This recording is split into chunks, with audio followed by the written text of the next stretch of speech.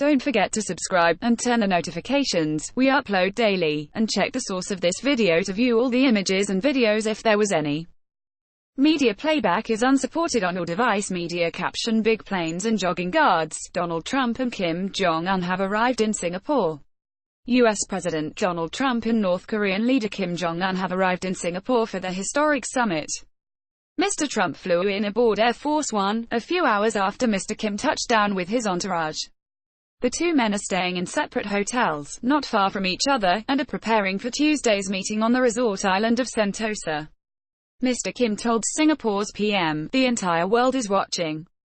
Mr. Trump has called it a one-time shot at peace. The U.S. hopes the summit will kickstart a process that eventually sees Mr. Kim give up nuclear weapons. The two leaders have had an extraordinary up-and-down relationship over the past 18 months, trading insults and threatening war before abruptly changing tack and moving towards a face-to-face meeting.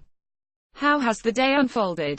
Because so little is known about the reclusive North Korean leader, even the plane he would be flying in from Pyongyang to Singapore became the subject of speculation.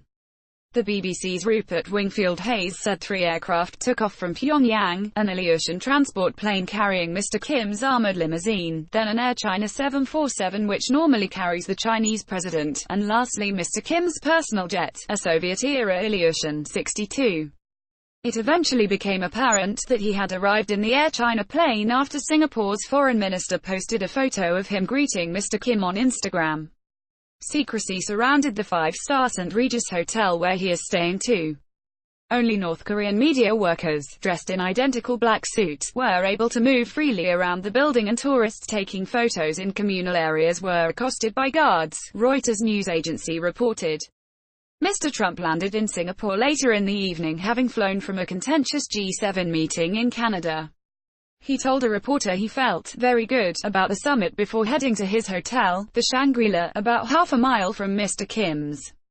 Read more about the summit here. How did we get here? Mr. Trump's first year in office was marked by bitter exchanges with Mr. Kim as North Korea conducted several ballistic missile tests in defiance of international warnings. The U.S. president vowed to unleash fire and fury if Pyongyang kept threatening the U.S. He also referred to Mr. Kim as Little Rocket Man. In return, Mr. Kim called him mentally deranged and a dotard. Despite the White House's maximum pressure campaign, the North remained defiant and carried out its 6th nuclear test in September 2017. Soon after, Mr. Kim declared that his country had achieved its mission of becoming a nuclear state, with missiles that could reach the U.S. Media playback is unsupported on your device. Media caption: Trump-Kim summit, can you achieve peace on a plate? But in early 2018, North Korea began attempts to improve relations with South Korea by sending a team and delegates to the Winter Olympics in Pyeongchang. In March, Mr. Trump surprised the world by accepting an invitation from Mr. Kim, delivered via Seoul, to meet in person. Since then, the path to the summit has been rocky, with Mr. Trump at one point calling it off completely. But after some diplomatic scrambling, the two leaders will now sit down together. Singapore is only the 3rd country Mr. Kim has visited since he became leader in 2011. What do the two sides want? Media playback is unsupported on your device. Media caption: The 3 things North Korea wants. The U.S. wants North Korea to get rid of its nuclear weapons in an irreversible manner that can be verified internationally.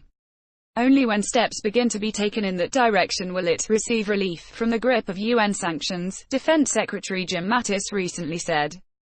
But this does not mean the U.S. is expecting to get a final deal in Singapore. President Trump has described it as a get-to-know-you situation, and said, it's going to be a process.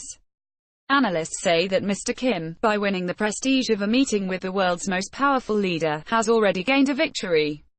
They also question why he would give up his nuclear weapons after pushing so hard to get them.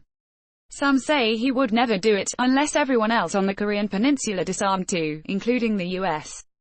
Image copyright Reuters. Image caption: The fine details of the summit have been worked out, even down to the recyclable cups.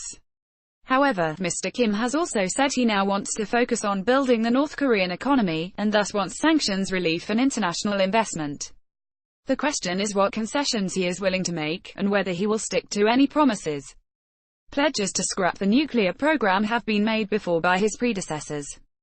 What could actually happen? It's hard to say, but Mr. Trump has signaled that they could sign an agreement to formally end the Korean War, which ended in a truce in 1953. Doing that would probably be the easy part, he said. The US president has also said that if he thinks things are going badly, he will walk out of the meeting, but if things go well, Mr. Kim could receive an invitation to the White House. Please upgrade your browser to view this content. Timeline hide how Trump and Kim have changed their tone. What happened next? Show or was this timeline useful?